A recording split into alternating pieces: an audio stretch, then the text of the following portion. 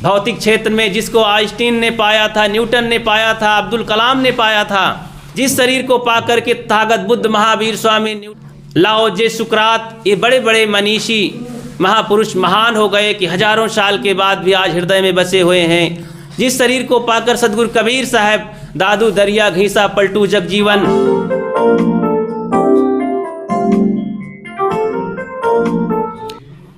परम पूज्य श्री साहेब जी, मंगलमय पूजनीय संत समाज, सम्माननीय भक्त सज्जनों, भक्तिमयी ममता मूर्ति माताओं बहनों,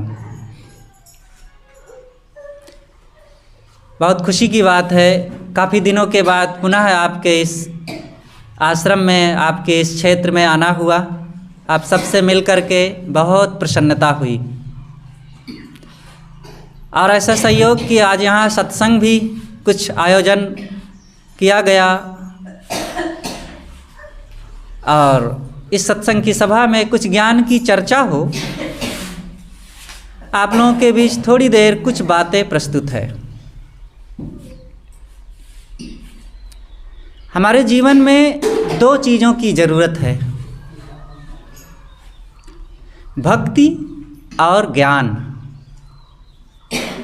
ये दोनों के बिना जीवन अधूरा है। भक्ति तैयारी है। जैसे खेत को तैयार किया जाता है, उसकी जुताई की जाती है, मिट्टी को कोमल बनाया जाता है और सारी तैयारी होने के पश्चात फिर उसमें बीज बोया जाता है। इसी प्रकार भक्ति एक तैयारी है, अंतःकरण की, मन की तैयारी, मन का कोमल होना, मन का विनम्र होना, मन का जिज्ञासा भाव से भर जाना, ये एक भक्ति है। ये हमारा कर्तव्य है। किसी सद्गुरु के लिए या सद्गुरु कबीर साहब के लिए हमारे मन में भक्ति तो होना ही चाहिए। अगर भक्ति नहीं है तो कुछ भी नहीं सीख पाएंगे।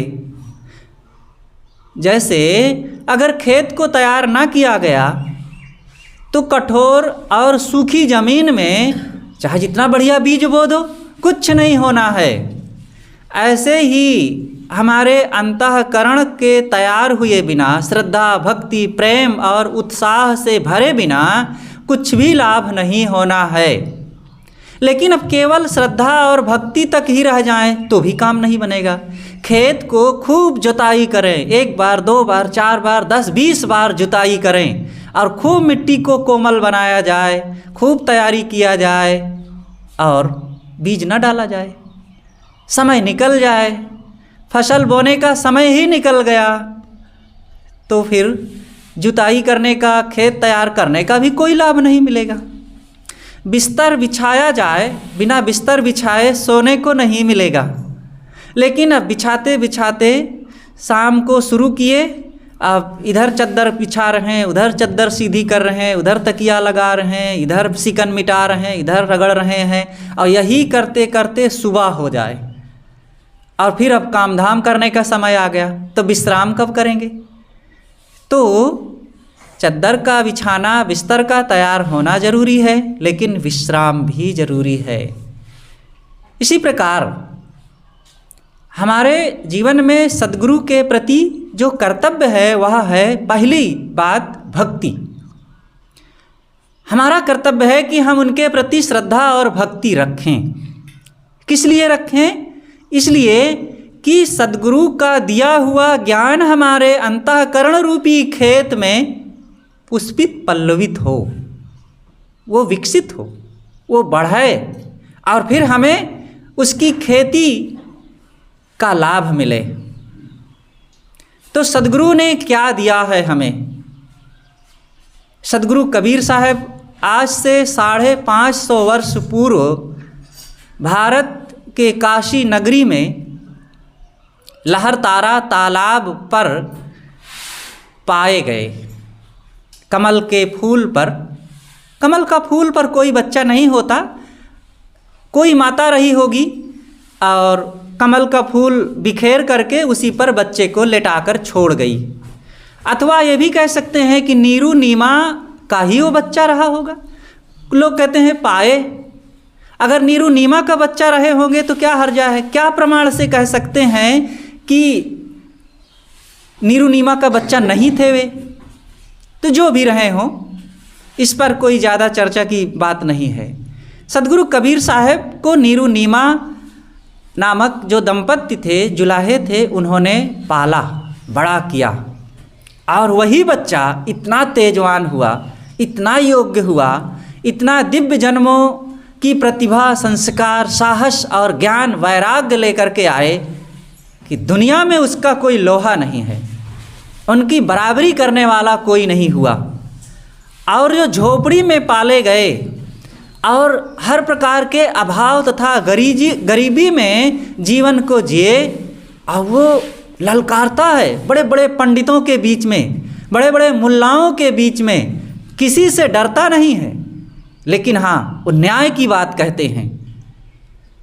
वो असत्य से, कुरीतियों से, अंधविश्वास से, आडंबरों से कभी भी समझौता करने वाले नहीं हैं। उनको कोई सहारा नहीं मिला किसी प्रकार से बाहर का। जिस झोपड़ी में पाले गए वो कोई महल नहीं था, झोपड़ी थी, गरीब लोग थे वे सब। उनका मोहल्ला ही जो नीरू नीमा का था, गरीबी का से भरा हुआ था। आसपास कुकड़ू कू की आवाज़ आती रहती थी। उनको कोई पढ़ाया नहीं, ना मुल्लाओं ने पढ़ाया, ना पंडितों ने पढ़ाया। विद्या और शिक्षा का उनके पास कोई अधिकार और शक्ति ही नहीं थी। इसलिए नहीं पढ़ाए कि अरे ये जुलाहा पढ़ेगा। जुलाहा इतना ऊंच नीच की भावनाओं से उस समय का समाज ग्रस्त था कि क्या कहें, हद से ज़्यादा। लेकिन वही बच्चा अपने ज्ञान के बल से, अपनी साधना और संयम, त्याग और वैराग्य के बल से जो कुछ सीखा और जो कुछ उन्होंने संसार को देख करके अनुभव किया, कि फिर वो मुल्ला और पंडित क्या बताते उनको। सदगुरु कबीर का जो ज्ञान है उसे समझने की ज़रूरत है। हम सब लोग उनका जो विचार है, उन्होंने जो समाज को, संसार को दिया है, उसको जाने। बिना उन बातों को समझे उनसे हम फिर क्या पाएंगे। उन्होंने जो दिया है वो पहली बात यह है कि मनुष्य केवल मनुष्य है। उन्होंने खुद अपने ग्रंथ बीजक में कहा, बीजक उनका मौलिक ग्रंथ है। उनकी जो वाणी है, उन्होंने जो कहा है, बहुत सी वाणियाँ हैं, भजनों के रूप में है, कबीर भजन, कबीर साखियाँ हैं, लेकिन जो पंथ में, कबीर पंथ में और कबीर पंथ के बाहर भी जो प्रामाणिक ग्रंथ है वह है बीजक। साहब ने बीजक का नाम खुद बीजक रखा है। उन्होंने कहा, बीजक बित बतावे जो बित गुप्ता होए, ऐसे शब्द बतावे जीव को बूझे बिरला कोय। बीजक जो मेरा ग्रंथ है, ये छिपे हुए धन के रहस्य को बताता है।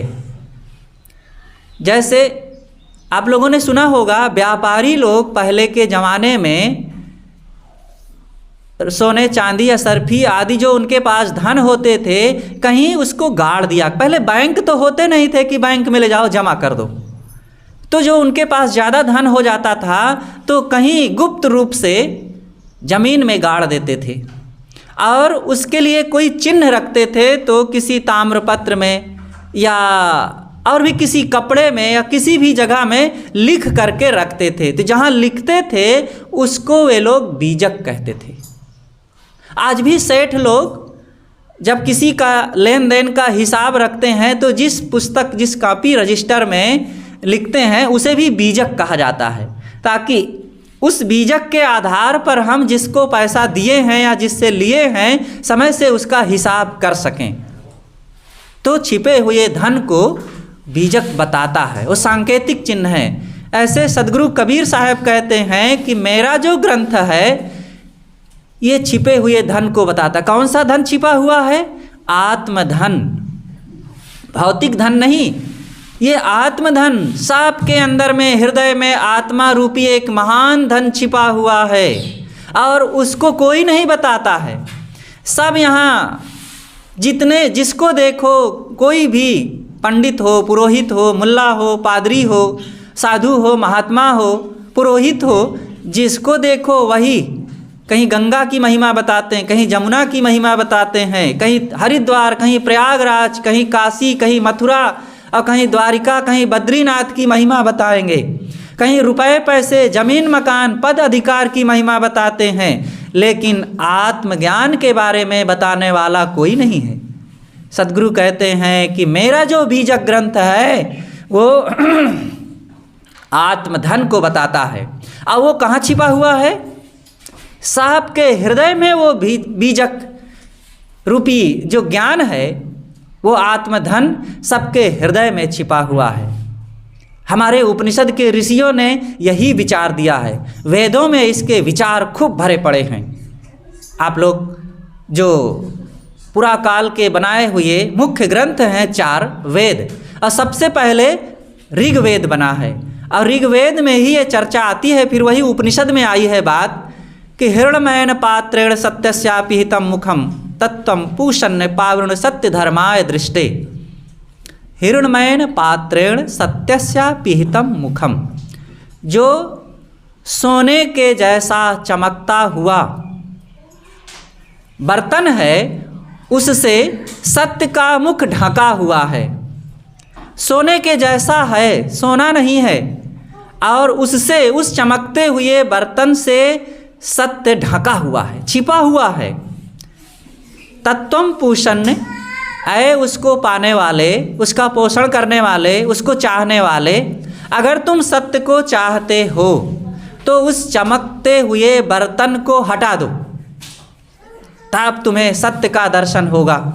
तो कौन सा है वो चमकता हुआ बर्तन? यहाँ की चमक दमक, राग रंग, अब भौतिकता की दुनिया, कहीं बाल बच्चों की चमक दमक में भूल गए, कहीं जवानी सुंदरता की चमक दमक में भूल गए, कहीं रुपए पैसे के मोह माया में भूल गए, कहीं पद अधिकार की चमक दमक में भूल। यही तो सोने जैसा लगता है, सोना नहीं है। देखत सोना लगे सकल जग कांच है, अरे हाँ पलटू जीवन कहिए झूठ तो मरना साच है। ये लगती है जिंदगी बड़ी सच्ची, लेकिन ये सच्ची कहाँ है? अचानक कुछ का कुछ हो जाता है। क्या आप लोग नहीं सुनते हैं? अचानक समाचार आता है अमुक का एक्सीडेंट हो गया, अमुक का हार्ट अटैक हो गया, अमुक की मृत्यु हो गई। ये क्या है? लगता है कि बड़ा सच है जीवन, लेकिन अचानक झूठा हो जाता है। तो साहब कहते हैं कि ये धन दौलत, जवानी, सुंदरता, चमक दमक, पद अधिकार की ये गहमा गहमी में भूलो मत। इसमें सत्य का एक रत्न, खजाना ढका हुआ है, और उस खजाने को अगर चाहते हो तो इस मोह माया से अपने मन को हटाओ। अब वो मोह माया है, मोह आसक्ति, जो बाहर की चीज़ें मिली हुई है उनके प्रति राग। जब इधर से मन को हटा देंगे तब आत्मज्ञान होगा। और साहेब ने उसी आत्मज्ञान के लिए बारंबार अपनी वाणियों में कहा है, जो तिलमाही तेल है, जो चकमक में आग, तेरा साईं तुझ में जाग सके तो जाग। तुम्हारा भगवान, तुम्हारा परमात्मा बाहर नहीं है। मंदिर मस्जिद में खोजने जाओगे तब मिलेगा भगवान, वो बाहर नहीं, मंदिर मस्जिद में नहीं, आपके दिल में है। दिल का महरम कोई न मिलिया, जो मिलिया सो गर्जी। ये दिल के दर्द को जानने वाला कोई नहीं मिलता है। जिसको देखो ये रुपए पैसे, धन दौलत के गर्जी मिलते हैं। कोई संत महात्माओं के पास आते भी हैं तो क्या इच्छा रख करके आते हैं? आत्मज्ञान की, मन की शांति की इच्छा रख करके कोई आता है? नहीं। सब यही चाहते हैं, महाराज आशीर्वाद दीजिए, हमारा बेटा ठीक हो जाए, हमारा बेटा पैदा हो जाए, हमें नौकरी मिल जाए, हमारी पत्नी हमें मिल जाए, हमारा पति हमारे बस में हो जाए, हमें धन मिल जाए। ये इच्छा रख करके लोग गुरु संतों के पास जाते हैं। कि क्या दुनिया की चीज़ों को पाने के लिए अपने अनमोल समय को और गुरु संतों से यही चीज़ चाहिए? अरे ये तो वैसे ही सब आपके पास ही है, मिल ही रहा है, गुजारा हो ही रहा है। संतों से, सदगुरु कबीर से एक ही इच्छा रखो कि उनसे हमें शांति मिले, ज्ञान मिले, वो बोध मिले, ये जीवन हमारा सफल हो। ये खाने पीने देखने सुनने भोगों की चीते कुत्ते बिल्ली भी सब प्राप्त कर ही रहे हैं, उनको कोई कमी है क्या? बिना गुरु की कृपा के वो सब पाए हैं, बच्चा भी पाए हैं और खाने को भी पा जाते हैं और बढ़िया से निश्चिंत होकर के जी भी लेते हैं। इसलिए सद्गुरु से केवल एक इच्छा रखो कि शांति मिले। तो मैंने कहा कि सद्गुरु कबीर ने ये बताया है कि सभी मनुष्य संसार में समान हैं, कोई छोटा नहीं कोई बड़ा नहीं। उन्होंने कहा तहिया हम तुम एक लोहु एक प्राण व्यापै मोहु, एक जनी जना संसारा कौन ज्ञान से भयो निनारा। तुम्हारा और हमारा जन्म एक समान हुआ है, तुम्हारे और हमारे शरीर में एक समान खून का संचार हो रहा है, तो कौन छोटा कौन बड़ा? देखो सद्गुरु कबीर की वाणी खुद ये कहती है, उन्होंने खुद अपनी वाणियों में कहा है। सद्गुरु कबीर को अगर आप भगवान परमात्मा सिद्ध करेंगे तो केवल वे पूजने की चीज़ बन करके रह जाएंगे, हम उनसे और हमसे बड़ी दूरी हो जाएगी। सद्गुरु कबीर को या किसी भी महापुरुष को महापुरुष ही रहने दीजिए, इससे हमारा और उनका संबंध बना रहेगा। अगर हम उनको भगवान बना देंगे तो एक पूजने की चीज़ बन करके रह जाएंगे, फिर उनसे हमारा संबंध नहीं रह जाएगा।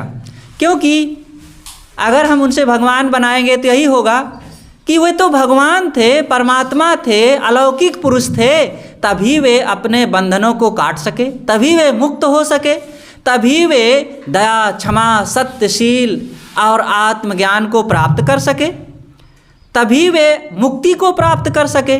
हम तो साधारण इंसान हैं और हम में कहाँ वो ताकत है, हम में कहाँ वो शक्ति है।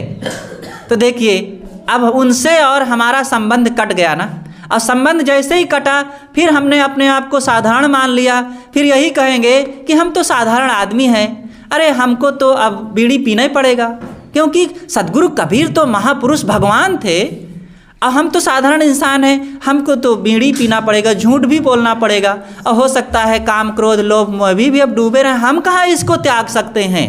और सद्गुरु तो भगवान थे और वो भगवान रहे तो इसलिए काम क्रोध लोभ मोह को त्याग सके हैं, हम तो त्याग नहीं सकेंगे। देखिए यहीं पर हमारे जीवन से फिर उन महापुरुषों का कोई भी किसी को भगवान बनाइए तो दूरी बन जाती है, लेकिन ऐसा नहीं है। सद्गुरु कबीर खुद, उनका शरीर भी मिट्टी पानी आग हवा से बना हुआ था और उनका भी जन्म हुआ था, वे भी छोटे से बड़े हुए। देखो उनके ज़माने में ही एक महापुरुष हुए हैं श्री गरीब साहब। गरीब साहब सद्गुरु कबीर साहब के प्रभाव, उनके ज्ञान, उनके विचार, उनके तेज को देख करके एक वचन कहा है। उन्होंने कहा 5 वर्ष के जब भये काशी मांझ कबीर, गरीब दास अजब कला ज्ञान ध्यान गुणशीर। उन्होंने सद्गुरु कबीर के विचार, वैराग, उनके ज्ञान और उनकी तपोनिष्ठ साधना को देख करके प्रभावित बहुत हुए, और फिर प्रभावित होकर के उन्होंने कहा कि कबीर तो 5 वर्ष की उम्र में ही ज्ञान ध्यान में सिरमुकुट हो गए। तो जब 5 वर्ष के रहे तो इसका मतलब है कि वो बच्चे रहे उस समय, लेकिन बचपन से ही ज्ञान ध्यान साधना में बड़े तेज हो गए। और फिर जैसे जैसे उनकी उम्र बढ़ती गई, अपने 25 वर्ष की उम्र में पूरे उत्तरी भारत में वे गूंज गए थे। आचार्य परशुराम चतुर्वेदी एक महापुरुष हुए हैं, विद्वान हुए हैं। उन्होंने उत्तरी भारत की संत परंपरा नाम की एक पुस्तक लिखा है, मोटी पुस्तक है, और उन्होंने उसमें लिखा है कि कबीर साहब जब अपने 25 वर्ष की उम्र के लगभग हो गए थे तो पूरे उत्तर प्रदेश ही नहीं, पूरे मध्य भारत में वे गूंज गए थे। जिधर देखो उधर कबीर की ही आवाज़ आ रही थी, लोग कबीर की ही चर्चा कर रहे थे। चाहे खलिहानों में देखो खेतों में देखो, सड़कों पर देखो, बाजारों पर देखो, कबीर की गूंज हो रही थी। उनका इतना प्रभाव था, उनका ऐसा ज्ञान था, उनके ऐसे विचार थे, उनकी ऐसी साधना, निष्पक्षता थी, मानवता से भरा हुआ जो उनका विचार था, लोगों के दिलों को वे झकझोर देते थे। तो वे सचमुच बड़े तेजवान पुरुष थे। और फिर धीरे धीरे धीरे और उनकी उम्र बढ़ती गई, उनका वो विचार, उनकी वो निष्पक्षता, उनकी वो साधना, उनका वो ज्ञान और विकसित होता गया। और अपने करीब करीब 50 वर्ष की उम्र तक पहुँचते पहुँचते वे भारत ही नहीं, भारत के आसपास के देशों में भी वे बहुत चर्चित हो गए थे। और वे अपने जीवन में 4 बार गुजरात गए हैं। वो ज़माना था जब ना कोई हवाई जहाज़ थी, ना कोई ट्रेन था, और ना कोई और इस प्रकार के आज जैसे यातायात के साधन थे। पैदल अथवा बहुत चले होंगे तो रथ से, बैलगाड़ियों से, अथवा कहीं कहीं हाथी से चले होंगे, क्योंकि उनके ज़माने में ही उनसे प्रभावित बहुत से राजा महाराजा भी उनके शिष्य हुए थे, तो वो सुविधाएं दिए थे उनको। लेकिन सदगुरु कबीर एक महान, फक्कड़, तेजवान, वैराग्यवान संत पुरुष थे।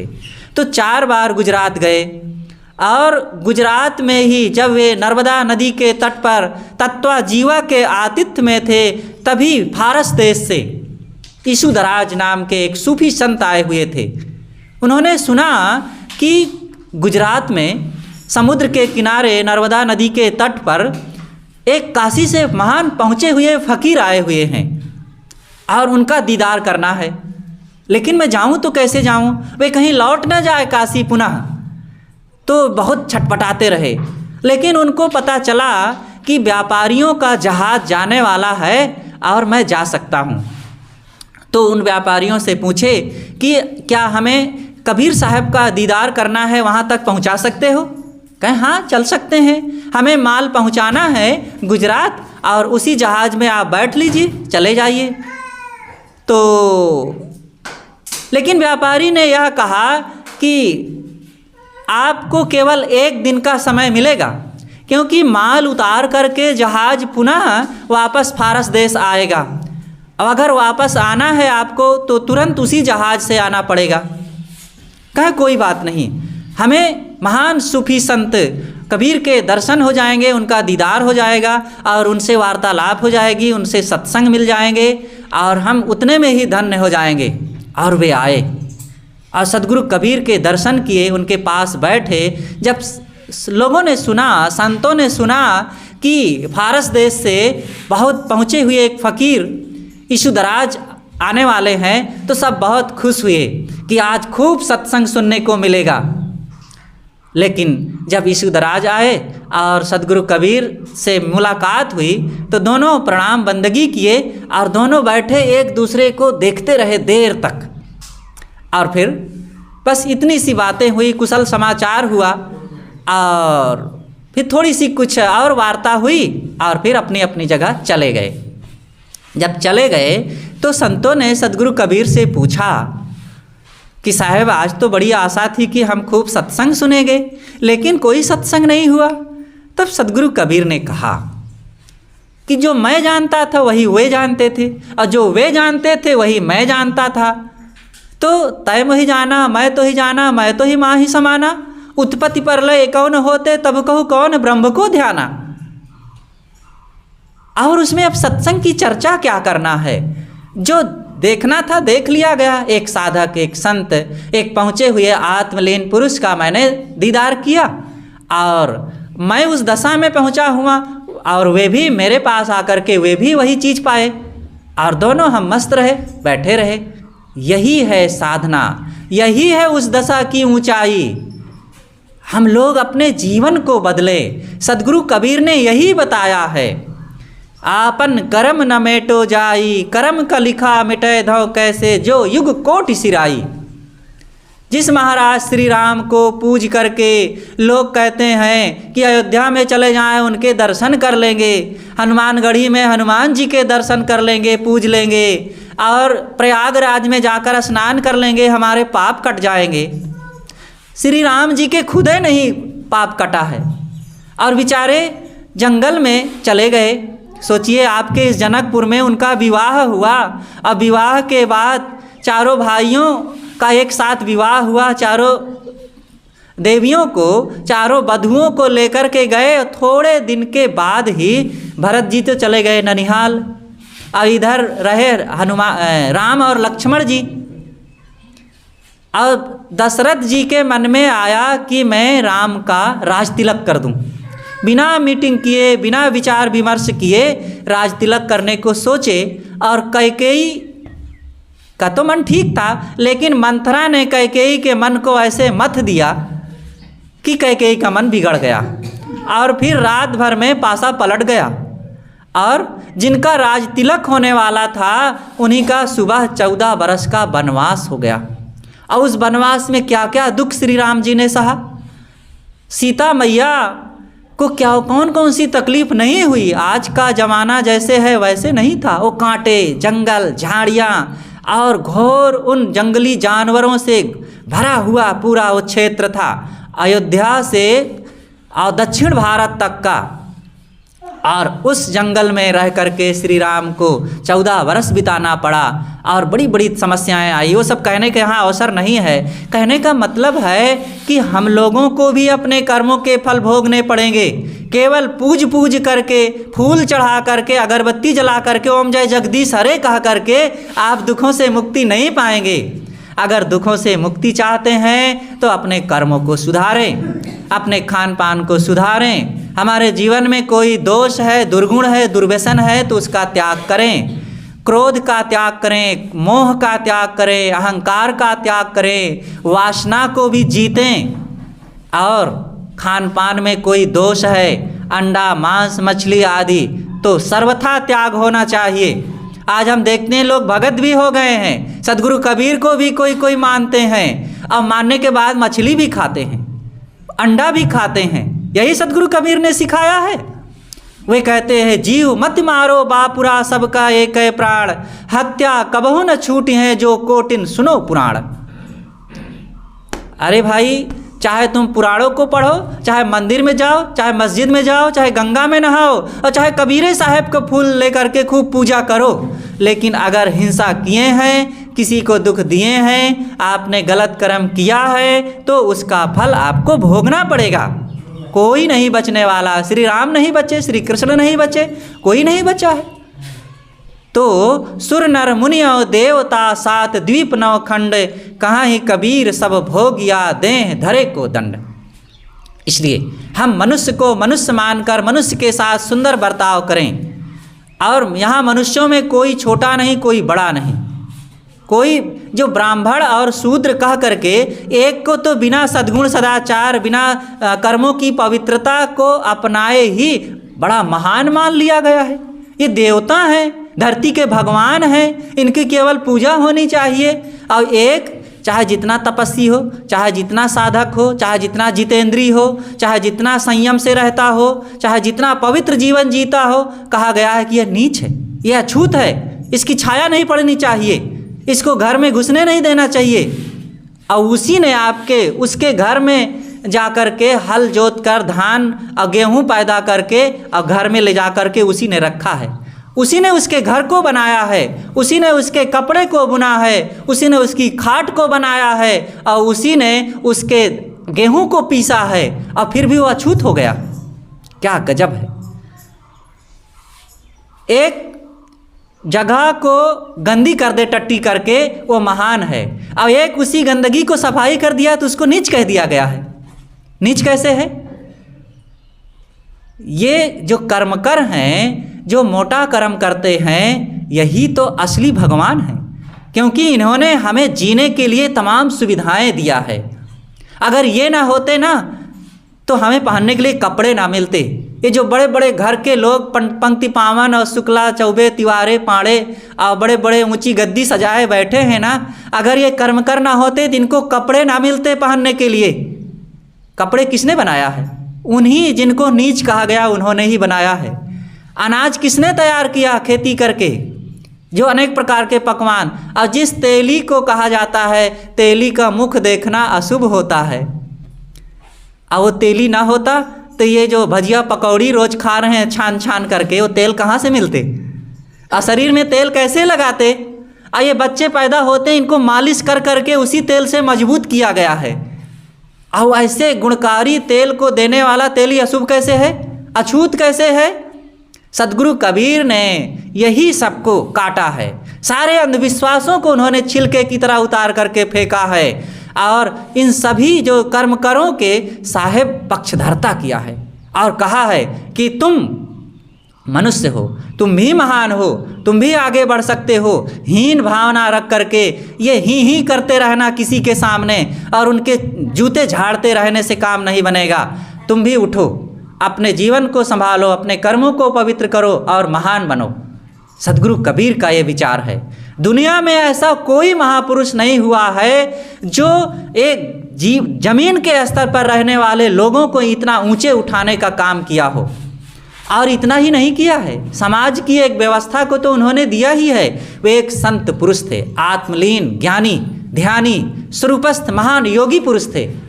हम सबको भी योग साधना करना चाहिए। उन्होंने कहा है कि पारख बिना विनाश है, कर विचार हो भीन। वस्तु अंतय खोजे अंतय, क्यों करावे हाथ। सज्जन सोई सराहिए, जो पारख राखे हाथ। और गांठी रतन मरम नहीं जाने, पारख लीना छोरी हो। कहाँ ही कबीर यह अवसर बीते, रतन न मिले बहोरी हो। तो ये हमारे पास में ही रत्न है। कौन सा रत्न है? देखो, रत्न बहुत प्रकार के हमारे और आपके पास है और उनकी पहचान ना होने से हम लोग गरीब बने, दीन बने, लाचार हैं, भटक रहे हैं। कौन सा धन है? कौन सी चीज़ के लिए सदगुरु कबीर ने संकेत किया है? आपके पास आँख है, रत्न है ये।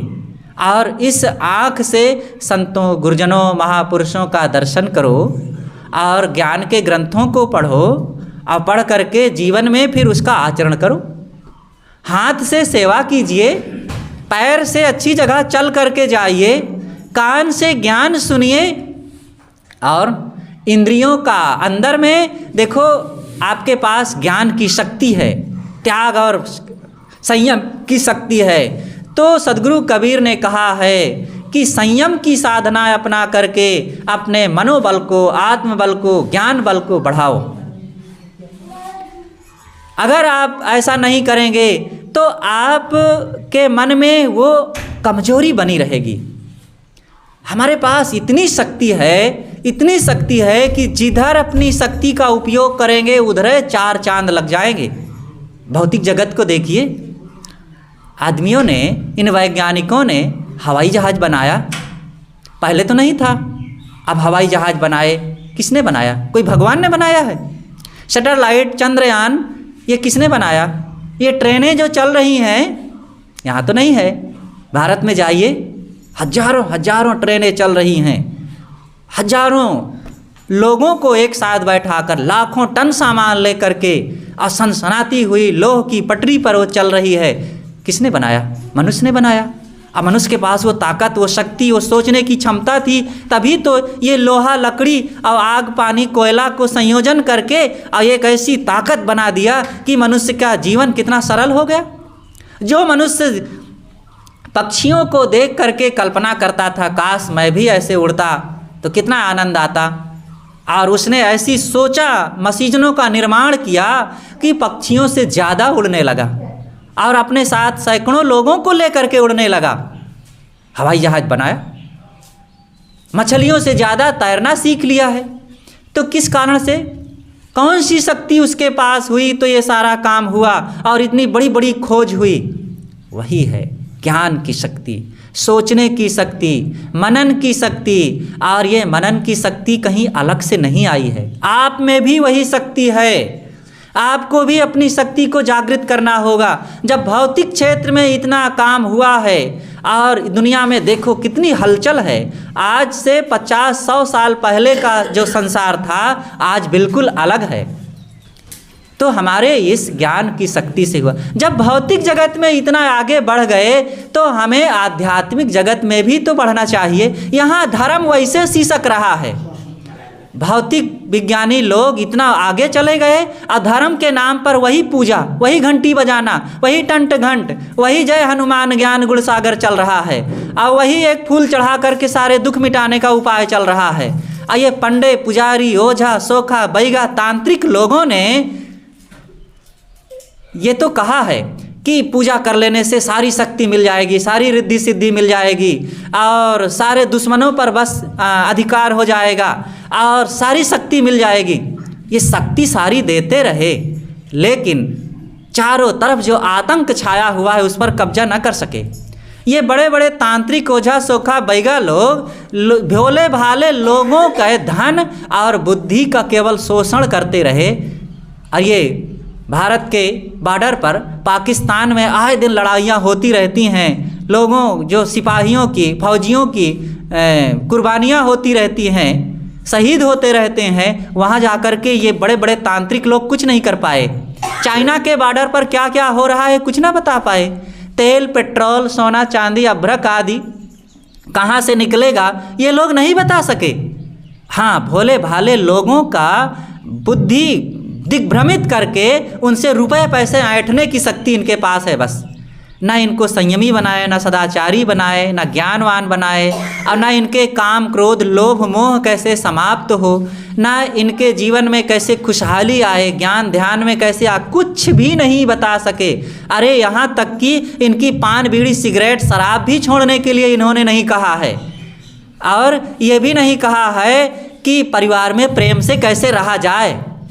बस कथा सुनाते रहे और तमाम उल जलूल की कहानियाँ सुनाते रहे झूठ मूठ की। इसलिए सज्जनों, हमें जागने की ज़रूरत है। सदगुरु कबीर ने यही विचार दिया है कोई गुरु ज्ञानी जगत उलट वेद बूझे, पानी में पावक बरे अंधे आँख न सूझे, गाई तो नहर खायो हरिन खायो चीता, काग लंगर फांद के बटेर बाज जीता, मूस तो मंजारी खायो स्यार खायो स्वाना, आदि को उद्देश्य जाने तासु बेस बाना, एक ही दादुर खायो पाँच ही भुअंगा, कहें कबीर पुकार के है दो एक ही संगा। साहब ने तो हर विषय पर खूब पाड़िया कहा है। उन्होंने ये कहा कि ये लोग अच्छाई और बुराई को एक में मिला दिया है। इनके यहाँ एक ही खेत चरत है बाघ गधेरा गाय।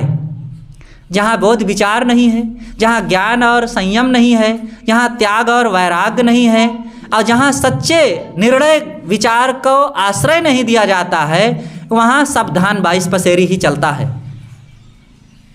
वहाँ आत्मा और अनात्मा का कोई चिंतन नहीं है। वहाँ भोग करो और एक तरफ कहते हैं कि भगवान की भक्ति भी करते रहो, सब चलेगा। ऐसे ऐसे गुरु लोग हैं। यही नेपाल की तराई में एक गुरु बाबा थे और भारत के उधर बस्ती, गोरखपुर, इन क्षेत्रों में जाकर के वो चेला बनाते रहते थे लोगों को। तो लोगों से क्या कहें कि आओ हमसे दीक्षा ले लो, तो कहें महाराज हम दीक्षा अभी लेने लायक नहीं। कहाँ रे कैसे नहीं लेने लायक हो, आइए, अगर तुम मांस खाते होगे तो हम तुम्हें शिव मंत्र दे देंगे, अगर मांस नहीं खाते होगे तो राम मंत्र दे देंगे। तो ये हैं ऐसे गुरु लोग, कुछ त्याग की जरूरत नहीं है, बस उनसे दीक्षा ले लो। ये ऐसे गली गली घूमने वाले गुरुआ लोग, इन लोगों ने केवल लोगों से रुपया पैसा ऐंठा है, उनको न ज्ञान बताया, न सदाचार बताया, न उनके बाल बच्चे कैसे आगे बढ़ सकें, वे भाई बंधु, पिता पुत्र, पति पत्नी और रिश्ते नाते में कैसे प्रेम से रह सकें। अरे लड़ाई झगड़ा को त्याग करके कैसे परिवार में संगठन की भावना बढ़े, ये भी नहीं बताते हैं। इसलिए सज्जनों, हमें कम से कम व्यवहार तो सीखना होगा। अब व्यवहार ही में न अटके रह जाए, परमार्थ की ऊंचाई पर भी चढ़ना पड़ेगा। ये मानव जीवन बड़ा अनमोल है। आज देखो कितना स्वतंत्र जीवन मिला है, सदगुरु मिले हैं, संत मिले हैं और महान आत्मज्ञान का वो आधार स्तंभ सदगुरु कबीर मिले हुए हैं। और उनके इस ज्ञान को पाकर के दुनिया में सदगुरु कबीर एक ऐसे महान अच्छे और सच्चे साधक संत हुए हैं जिन्होंने लोहे के स्तंभ की तरह और डंके की चोट पर अपनी बातों को ललकार करके कहा है। कोई देवी देवता वाले सबको अपनी बात नहीं मनवा सकते, लेकिन सदगुरु कबीर का जो भी निर्णय का प्रेमी होगा उनकी बातों को वे समझेगा और उसको निश्चित ही जीवन में अपनाने का भी प्रयास करेगा। लेकिन हम समझते नहीं हैं। और समझाने वालों में समझाया भी नहीं है। वर्तमान के लोगों ने अनेक मतपंथों में कौन केवल देवी देवता भगवान भवानी में उलझा के रखे हैं। इसलिए हम लोग सदाचार, आत्मज्ञान, बोध विचार को अपना करके आत्मकल्याण का काम करें। तो मैंने सदगुरु कबीर साहब की कुछ वाणियों को आधार बना करके थोड़ी सी कुछ चर्चा किया। आप सब लोग बड़े प्रेम से सुनते रहे। अपनी बातें मैं यहीं पर समाप्त करता हूँ। बोलिए सदगुरु देव की जय।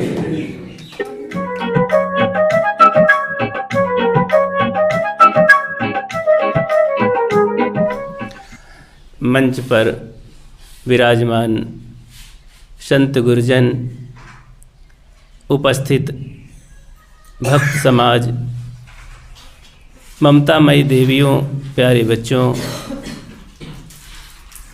और ज्ञानी भक्त सज्जनों, बड़ा ही मन खुश हुआ आप सबको देख करके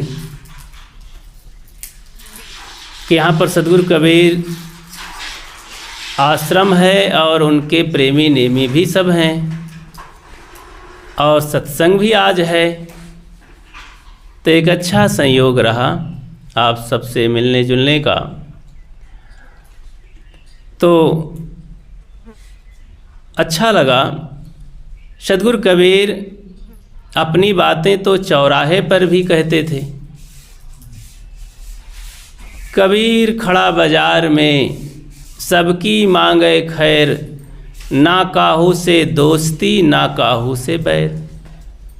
उनका कोई मंत्र, कोई सलाह, कोई ज्ञान गुप्त नहीं होता था, क्योंकि संतों की परंपरा और पहलवानों की परंपरा अलग अलग होती है। संत परंपरा में कुछ संत बचाते नहीं हैं, अपने शिष्यों को सब दे डालना चाहते हैं और ये सदैव सोचते हैं कि मेरा शिष्य, मेरा भगत कितना आगे बढ़ जाए। पहलवान परंपरा में ये है कि वो कुछ दांव बचाए रहते हैं, पूरा दांव देना नहीं चाहते हैं। क्यों नहीं देना चाहते हैं? कल के ये पहलवान अगर नाराज हो जाए मुझसे तो कहीं हमारे ऊपर ही न दांव फेर दे। इसलिए पहलवान परंपरा में ये है कि दांव सब नहीं बताते हैं, लेकिन संत परंपरा में अपने पास तो जो है सब उसे दे ही देते हैं और भी देना चाहते हैं कि मेरा शिष्य आगे बढ़ जाए, ज्ञानी बन जाए, विवेकी बन जाए, तो मुझे बहुत अच्छा लगता है और मेरा जीवन धन्य हो जाए। सदगुरु कबीर मनुष्यों से बात करते हैं और मनुष्यों के दर्द को, पीड़ा को देखा था। जो लोग इतिहास की जानकारी रखते हैं और जरा सा कुछ संवेदनशील हैं, वर्तमान में समाज की स्थिति को देखते हैं, वो लोग जानते हैं कि मनुष्यों के साथ कितना भेदभाव होता है, मनुष्यों को कितना छला जाता है, ठगा जाता है, शोषण किया जाता है। तो मनुष्य जैसा दुखी प्राणी और धरती पर नहीं है कोई, और मनुष्य से बढ़कर सुखी प्राणी भी कोई नहीं है। आदमी की शक्ति से अब डर रहा है आदमी, आदमी को मार कर घर भर रहा है आदमी, आदमी ही मारता है, मर रहा है आदमी, समझ कुछ आता नहीं क्या कर रहा है आदमी। आज आदमी शैतान ज़्यादा हो गया है, भगवान तो कोई कोई हुआ है। सदगुरु कबीर भगवान सबको बनाना चाहते हैं। वे कहते हैं, हो हुजूर ठाड़ कहत हो अब तय संभर संभार। जब यहाँ पर सभी लोग कहते हैं ना, आइए हुजूर, हुजूर कितना बढ़िया प्यारा शब्द है। हुजूर शब्द राजाओं के लिए प्रयोग होता था, अब जनरल शब्द हो गया है, सबके बीच में बोला जाता है। तो सदगुरु कबीर हुजूर मतलब मालिक सबसे बड़ा, तो सबसे बड़ा हमारा कौन है? हमारी आत्मा सबसे बड़ा है, मालिक है वो। हमारे लिए उससे बड़ा कुछ हो ही नहीं सकता है। इसीलिए कबीर साहब के पहले वैदिक युग में आत्मा को ही बताया गया है, उत्तिष्ठत जागृत प्राप्त वरान बोधत। और पतंजलि जी महाराज अपने योग दर्शन में, जो सांख्य दर्शन के प्रणेता से वो परंपरा आती है, तथागत बुद्ध उन्हीं से प्रेरणा पा करके अपने बुद्धत्व को प्राप्त किए। और 2500 साल के इतिहास में बुद्ध जैसा कोई महात्मा साधु नहीं हुआ है। और उनके द्वारा देश विदेश में कितना लोग जागृत हुए, लेकिन इतनी विकृतियाँ आई आज बुद्ध के नाम पर कि आज बुद्ध का जो असली स्वरूप है, वो चेहरा है, सब ढक गया है। क्योंकि ये चेला लोग, ये शिष्य लोग, परंपरा के पुजारी लोग, भक्त लोग अपने भगवानों को ठीक से रहने नहीं देते हैं। उनको उनका असली चेहरा ढांकने में सब लगे हैं। नीचे धरती पर नहीं रहने देते हैं, सब आकाश में फेंक देते हैं। राम वाले राम का चेहरा नाश कर दिए, कृष्ण वाले कृष्ण का चेहरा कैसे नष्ट किए? कृष्ण एक क्रांतिकारी इंसान है। 10,000 आदमियों के बीच में वो नायक हैं, लीडर हैं, नेता हैं। दहाड़ने वाले, जमुना के किनारे रह करके गाय चराने वाले गरीबों के मसीहा थे। लेकिन लोग उनकी महिमा गाते गाते इतना बना डाले, गर्ग संहिता में, श्रीमद् भागवत में उनको चरित्रहीन बना डाला गया। हजारों स्त्रियां नहीं, करोड़ों स्त्रियां उनके पीछे नाच रही हैं, उनको गोद में उठा रही हैं और आलिंगन कर रही हैं। ये क्या है? एक स्त्री के साथ पुरुष तो निपट नहीं पाता, अगर 2 स्त्री के साथ रहने लगे खुल्ली में खुल्ला तो लोग लट्ठम लट्ठ कर देंगे। 2-4 स्त्रियों के साथ रहने लगे तो लोग कहेंगे इनको गांव से भगाओ। तो हमारे भगवान की कैसी दशा है, करोड़ों स्त्रियों के साथ सोते हैं, लेटते हैं, खेलते हैं। ऐसा तो कोई दुनिया में चरित्रहीन आदमी नहीं होगा। तो भगवान को भक्तों ने चरित्रहीन बना डाला। इसीलिए विदेश के लोग हंसते हैं भारतीय भगवानों को, कैसा इनका भगवान है। ऐसे राम के पीछे, राम कितना त्याग तपस्या करके और भाई भाई का प्रेम स्थापित करते हैं, माता पिता की आज्ञा मानते हैं, एक पत्नी व्रती बनते हैं और 2 बच्चे पैदा करते हैं। दुनिया उनसे शिक्षा लेती है क्या? आज अशिक्षितों में जाइए तो 10-10 बच्चों की लाइन लगी है, दर्जन का दर्जन। और राम की कथा कहते हैं, भाई भाई से मुकदमा चल रहा है, राम का भजन करते हैं। तो भगवानों की ऐसी दशा ऐसी की तैसी कर दी लोगों ने। केवल हाथ जोड़ना जानते हैं, फूल चढ़ाना जानते हैं। रामायण के विषय में अगर कोई मुस्लिम नाम ले ले तो ये सारा हिंदू समाज कहेगा धर्म खतरे में है। एक तरफ कहते हैं भगवान सुप्रीम पावर है, अंतर्यामी है, सर्वज्ञ है, तो सब कुछ देख रहा है ना, तो भगवान को सब ठीक करना चाहिए। आज सारी नारियां खतरे में हैं। और भारत में चले जाइए, यहाँ तो नहीं सुनाई पड़ता मुझे ज़्यादा, अखबारबाजी भी नहीं, मैं तो कर नहीं पाता। यहाँ भारत में है, अखबार रंगे रहते हैं। उस बच्ची के साथ बलात्कार हुआ, वहाँ पर मार डाला गया, होता रहता। भगवान देखो, भारत में तो भगवानों की कमी नहीं है, और वहाँ तो जन्म ही लेता है। फिर उत्तर प्रदेश में तो बहुत जन्म लिया है। तो ये सब कांड हो रहे हैं। और हजारों साल के इतिहास में भारत को कुचल दिया गया। नेपाल में तो उतनी लड़ाइयाँ नहीं हुई, यहाँ तो अंग्रेज भी नहीं गुलाम बना पाया, देश स्वतंत्र रहा। भारत 700 साल गुलाम रहा मुसलमान और अंग्रेज़ों का।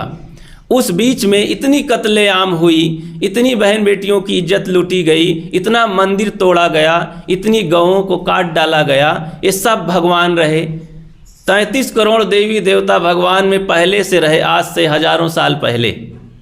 अब तो देवी देवता के बच्चे बढ़ गए होंगे, जनसंख्या जब इतनी बड़ी है तो देवी देवता भी बढ़ गए होंगे। होना तो चाहिए ना कि सब वैसे वैसे सब बंध्या देवी देवता रहे, उनकी जनसंख्या नहीं बढ़ी। तो सबकी जनसंख्या बढ़नी चाहिए। जब आदमी की बढ़ गई है तो सारी सड़कें हमको आदमी के लिए दिखाई दे रही है, कोई भगवान और कोई देवी देवता आज तक चलते हुए नहीं दिखाई दिया।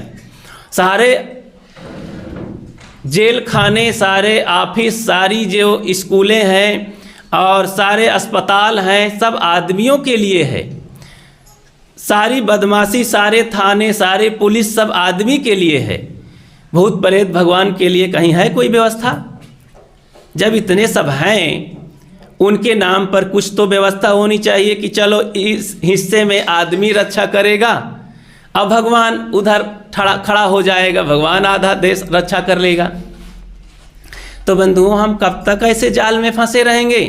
फंसाने वाले तो मज़ा मार रहे हैं, खीर पूड़ी हलवा खा रहे हैं, गरीबों की यहाँ दुर्दशा है, ये सब पूजा पाठ जानते हैं बस। धूर्त लोग ठगते हैं और हम मूर्ख बन के अपने को ठगाते हैं देवी देवता भगवान ईश्वर परमात्मा के नाम पर। अरे यहाँ तक कि ये साधु महात्मा भी सदगुरु कबीर के नाम पर खूब ठगते हैं। कबीर को मोहरा बना करके भोले भाले लोगों को ठगते हैं, शोषण करते हैं, सही बात नहीं बताते हैं। अभी भारत में एक कोने में एक तो कबीर पैदा हुआ है और स्वयं कहता मैं कबीर का अवतार हूँ। 60-65 साल का बुढ़वा हो गया है, साधु ब्रह्मचारी भी नहीं है, माया मोही जीव है, दुनिया का ठग बेईमान है और कितना कत्ल किए हुए हैं, क्रिमिनल आदमी है, फिर भी लाखों लोग उसके पीछे, करोड़ों लोग मतिमंद हैं, पागल हैं। हजारों हजारों रुपए फीस लेता है, फिर भी ये पागल लोग उसी के पीछे दौड़ रहे हैं। फ्री में ईमानदार संत साधु ब्रह्मचारी ज्ञान की बात बताते हैं। जैसे सदगुरु कबीर कहते थे, मैं रोऊं यह जगत को। ऐसा कोई दुनिया में कहने वाला है? मैं रोऊं यह जगत को। मैं आकाश के लिए नहीं रोता हूँ, जानवरों के लिए नहीं रोता हूँ, इस जगत के जीवों के लिए रोता हूँ। उसी में सारे जीव आ गए, लेकिन खास मनुष्यों के लिए, क्योंकि मनुष्य अगर सुधर जाए तो धरती स्वर्ग हो जाए। पशु पक्षियों से धरती में आतंक नहीं है, पाप नहीं बढ़ा है, कोई पशु पक्षी पाप नहीं करता है, आतंक नहीं करता है। मनुष्य बिगड़ गया है। तो मनुष्य सुधर जाए तो सदगुरु कबीर मनुष्य के दुख को देखा था और अत्याचारियों के, पंडे पुजारियों के अत्याचारों को देखा था। उन्होंने कस के फटकारा, मुस्लिमों को फटकारा। उस समय मुसलमान खूब थे कबीर साहब के ज़माने में। पंडित लोग तो काशी में भरे ही थे, ये मिथिला के पंडित सब जा कर के जमा हुए थे और एक से एक उन दुनिया में फैल गए हैं पंडित। और केवल पंडित मंदिर के बल पर खा पी रहा है। आज दुनिया के मंदिर में कौन कब्जा किए हुए हैं? आप भी जाइए, ज्ञानी हो, विज्ञानी हो, धर्माचार्य हो, मंदिर में जरा जाइए, पैर जमा कर देख लीजिए, आपको रहने नहीं देंगे, मार डालेंगे।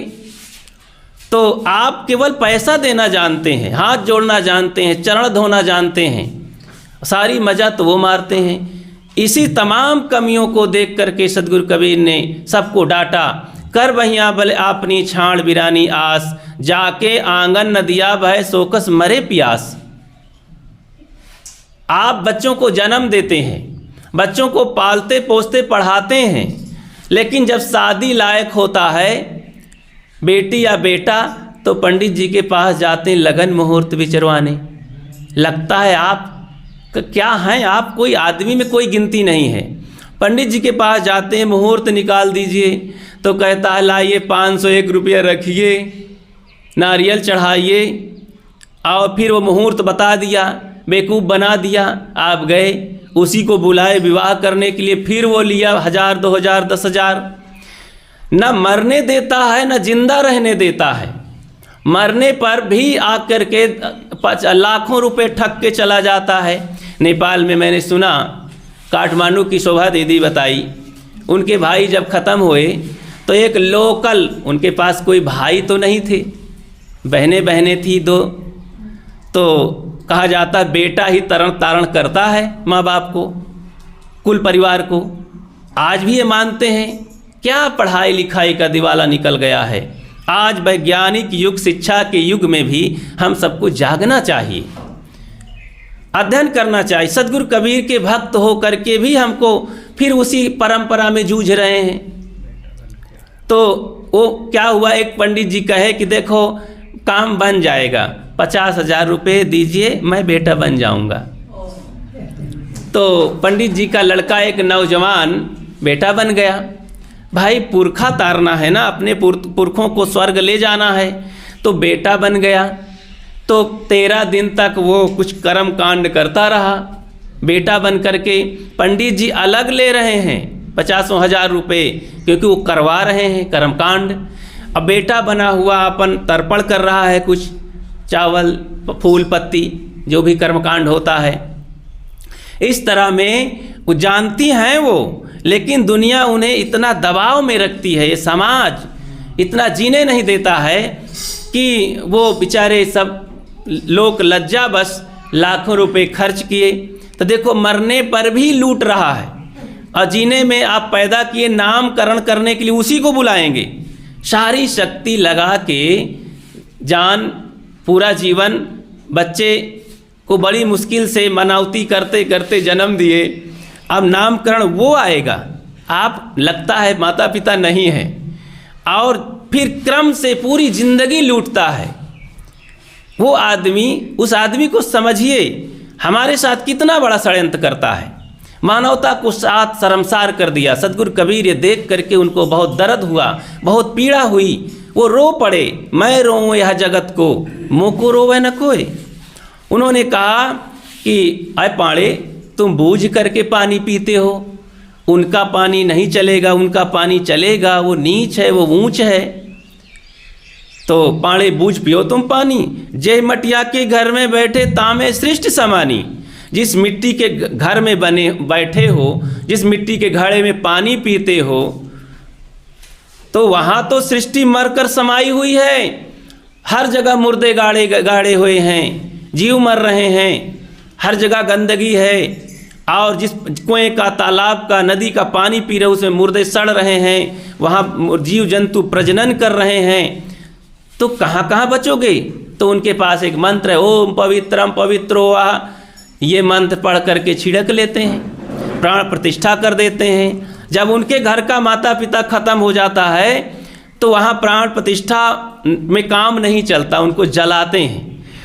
और जब मंदिर में मूर्ति पत्थर की बनती है तो प्राण प्रतिष्ठा करके हम पुजवाते हैं। आइए यहाँ आशीर्वाद लीजिए, यहाँ दर्शन कीजिए। मेरे भाइयों, कब तक हम ये सब नपुंसक बने रहेंगे और कब तक ये अंधे बने रहेंगे। कबीर साहब सबकी आंखें खोलने आए थे।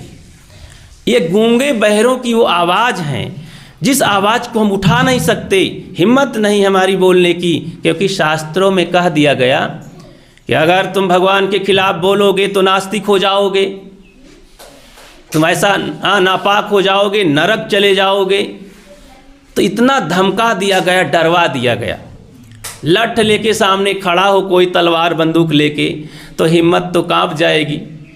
तो हवा खड़ा कर दिया गया शास्त्रों में, सब में। मुसलमान को देखो, चाहे हिंदुओं में देखो, सब अपने ग्रंथों में, चाहे बाइबिल में देखो, सभी अपने शास्त्रों में ये पुरोहित लोग, बेईमान लोग इतना डरवा दिए हैं सीधे साधे भोले लोगों को कि बेचारे कांप रहे हैं, वो बोल नहीं सकते हैं। सदगुरु कबीर ऐसे लोगों को, दबे कुचले लोगों को दहाड़ा कि खड़े हो जाओ, कर भैया भले अपनी छाण बिरानी आस। तुम पढ़ो लिखो, जागृत बनो, धन कमाओ, ज्ञानी बनो, सत्संग करो, ग्रंथ पढ़ो, बीजक पढ़ो और जागृत बनो। अपने बच्चों को सूरवीर बनाओ और अपने कर्म को सुधारो। अपने कर्म को सुधारोगे भाई, तुम पर जुर्म है न ईश्वर खुदाई। अपने कर्मों की सुधार लोगे तो कोई भगवान भवानी जुर्म करने वाला नहीं है।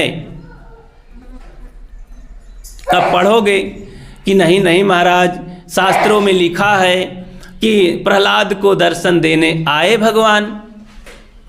तो प्रहलाद नाम का एक आदमी था, वो भगत था भगवान का, और वो कुछ लोग विरोधी थे, जो हिरण्याकश्यप था उनका पिता, वो कहता नहीं नहीं भगवान का भगत मत बनो, मैं काफ़ी हूँ।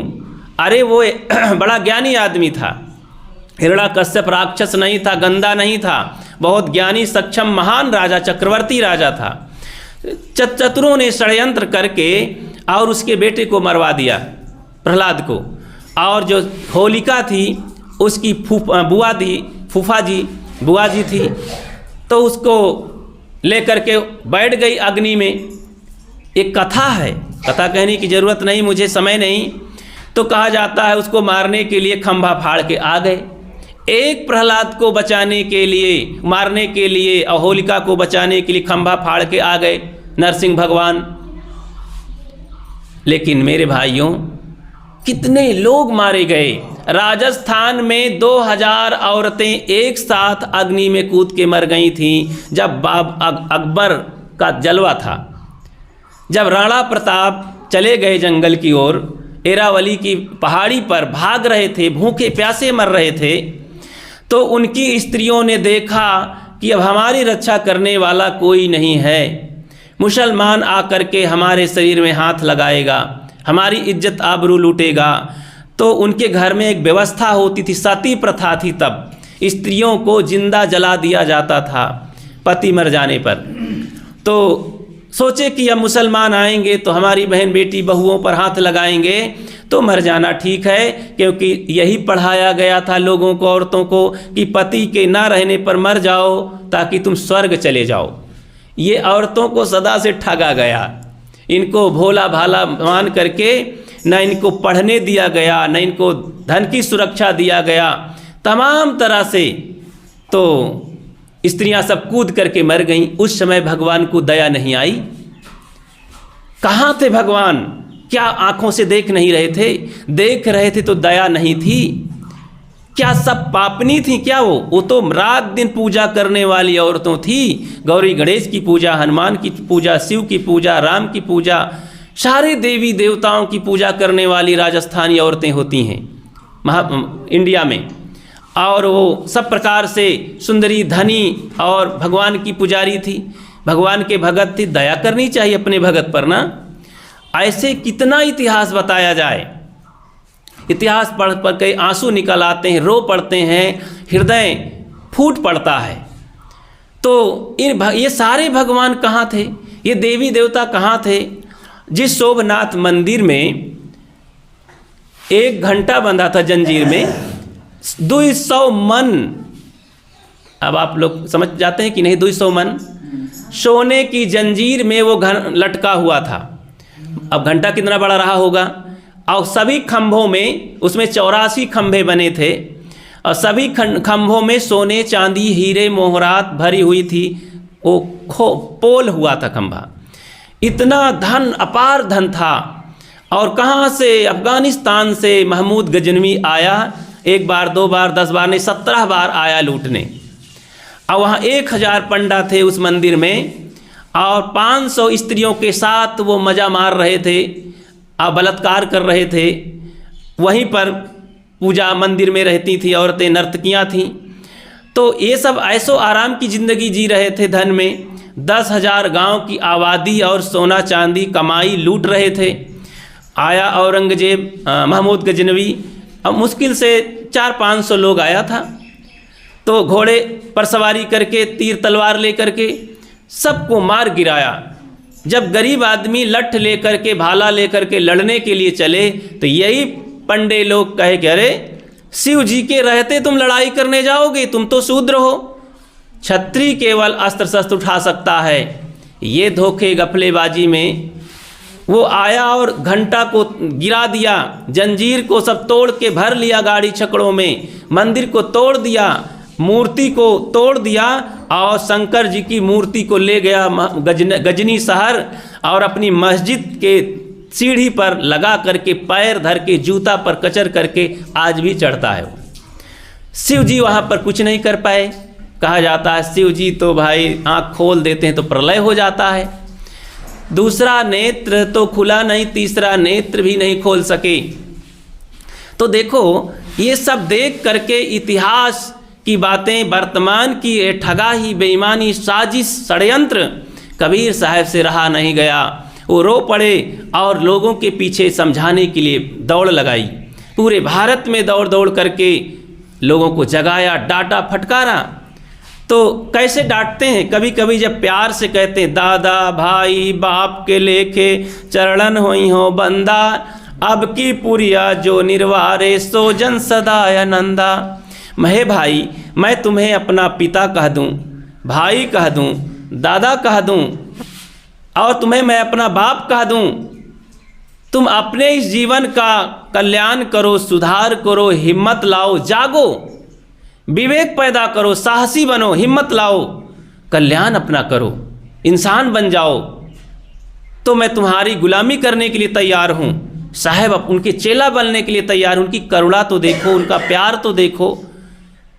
तो ऐसे करुणाशील महापुरुष सद्गुरु कबीर थे। लेकिन हम तो केवल उनको पूजने के लिए बना डाले हैं। बस फूल पत्ती आरती उतारते रहो, आरती उतारते रहो, उनके बताए हुए मार्ग को नहीं अपना पा रहे हैं। जो सद्गुरु कबीर मूर्ति का खंडन किए, वही कबीरपंथी मूर्ति बना करके पूज रहा है। तमाकू बीड़ी तक नहीं छोड़ पा रहा है। उन्होंने तो सब कर्म सुधार करने के लिए कहा। तो आपन कर्म न मेटो जाई, और इसमें गिनाया है सबकी, बड़े बड़े लोगों की, कि सब कर्म फल भोगे, तो हम किस खेत के मूली हैं। तो पंडितों को फटकारा कस के, पाड़े बूझ पियो तुम पानी, और कहा कि संतो पाड़े निपुण कसाई। यहाँ तो आप जानते देखे होंगे, काठमांडू में देखे, यहाँ भी हम जनकपुर में गए और देखे तो नहीं, लेकिन बताए लोग, प्रमाणित बात, कि नवरात में पंडित लोग वहाँ पर जनक के कुल देवी में 14,000 बकरे चढ़ते हैं।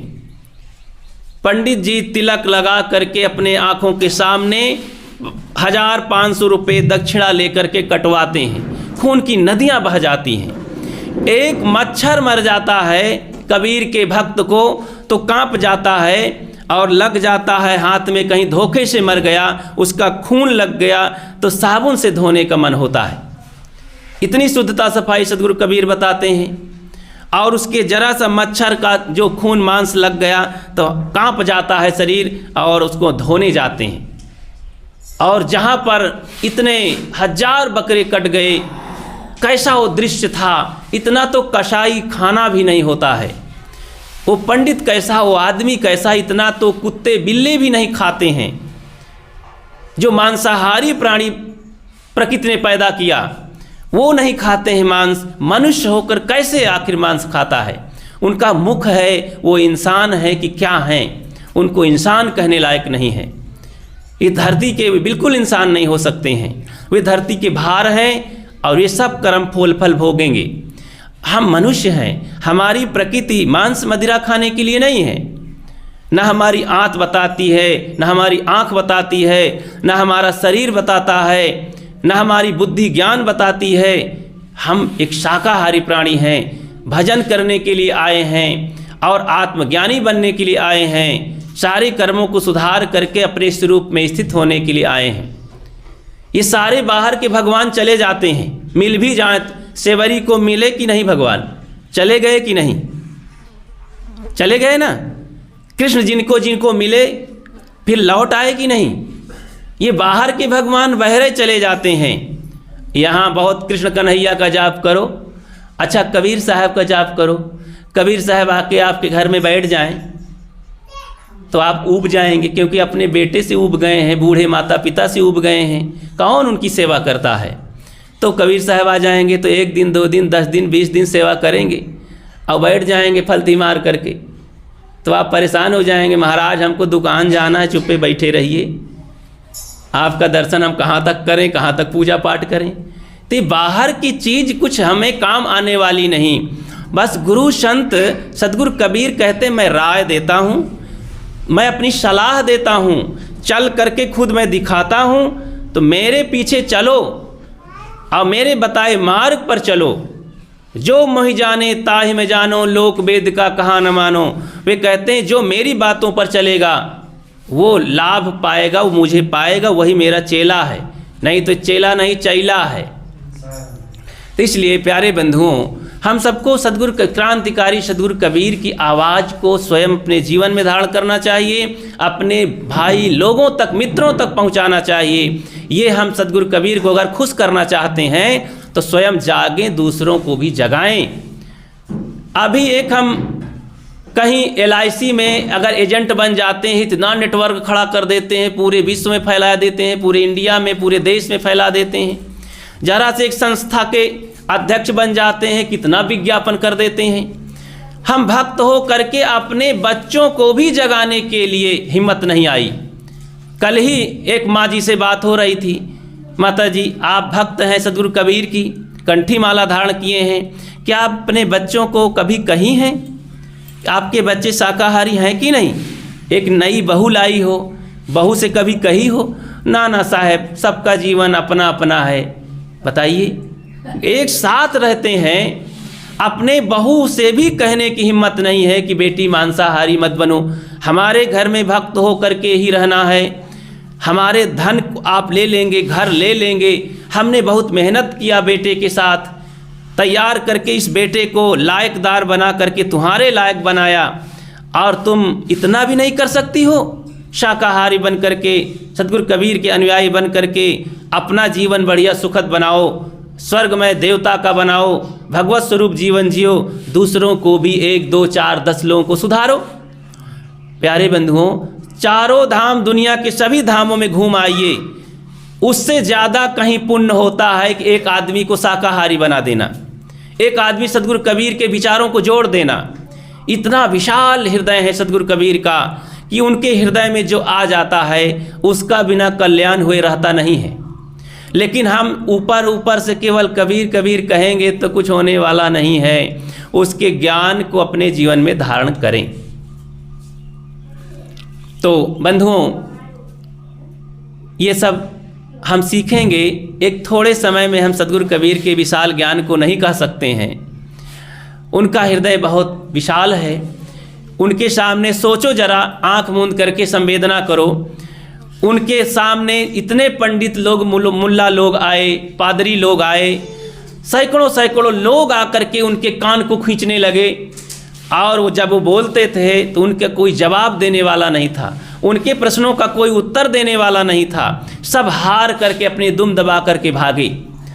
काशी नगरी में मामूली है, आज हम लोग रहते हैं पंडितों के बीच में, अपनी हिम्मत नहीं रखते हैं बोलने के लिए।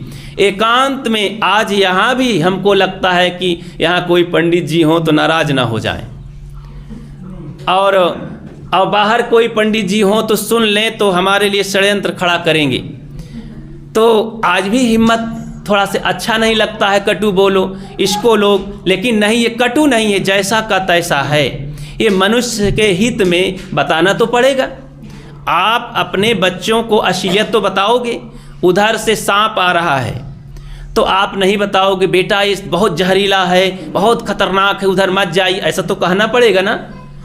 तो इसी तरह अगर संत गुरु कोई साधु महात्मा है, समाज का हितैषी है, तो बताता है कि भाई ये चीज़ मत करो, ये चीज़ मत खाओ, ये चीज़ मत मानो, तभी तुम्हारा जीवन सुरक्षित है। तो दया है, प्रेम के नाते ही, करुणा के नाते ही ये सारी बातें बताई जाती हैं। इसमें किसी का विरोध नहीं है, इसमें किसी के प्रति ईर्षा द्वेष नहीं है। सद्गुरु कबीर सबके थे, वे तो सबको अपने हृदय से लगाते थे, कोई उनका दुश्मन नहीं था। हिंदू, मुसलमान, ईसाई, पादरी, धरती का कोई भी इंसान हो, तो मैं रो या जगत को, संसार के लोगों के लिए रोते हैं, तो सब उनके मित्र हैं। तभी तो मुसलमान, हिंदू सब रोए थे उनके शरीर छूट जाने पर। इसलिए बंधु, हम सबको जागना है। जो जागल सो भागल हो रमैया राम, सोवत गैल बिगोय हो रमैया राम। सद्गुरु कबीर कहते हैं जो जागेगा वही बुराइयों से भागेगा। तो अब थोड़ी सी बात मैं अंतिम कर रहा हूँ। देखो, जीने की कला, अगर हम सबको जीने की कला नहीं आएगी, सद्गुरु कबीर जीने की कला बताते हैं। 2.5 अक्षर का प्रेम का पढ़े सो पंडित होए। ये देखो, गृहस्थी में जीने के लिए हमको बताते हैं कि आप सब लोग प्रेम से जियो। क्या बात है, देरी हो रही है? तो बस अंतिम कर रहा हूँ, एक उदाहरण सुनाऊंगा। वे कहते हैं ये बहुत ज़रूरी है ये बातें। हम भारत में जहाँ जहाँ जाते हैं, अभी देखो सभी लोगों के दिमाग में ये डाल दिया गया है, कबीर पंथी और कबीर साहब तो सनातन धर्म के विरोधी हैं। हम कहते हैं जितना सनातन धर्म कबीर साहब मानते हैं उतना सनातन धर्मी नहीं मानते हैं। सनातन धर्म है क्या? देखो, जो वेद कहता है, जो उपनिषद कहती है, जो रामायण कहती है, जो गीता कहती है, सतगुरु कबीर वही कहते हैं। तो इसको विस्तार से कहने की ज़रूरत नहीं। तो वे कहते हैं जीवन जीने की कला सीखो। जैसे देखो, ये घर अगर कलात्मक ढंग से न बनाया गया होता तो बैठने की जगह न होती।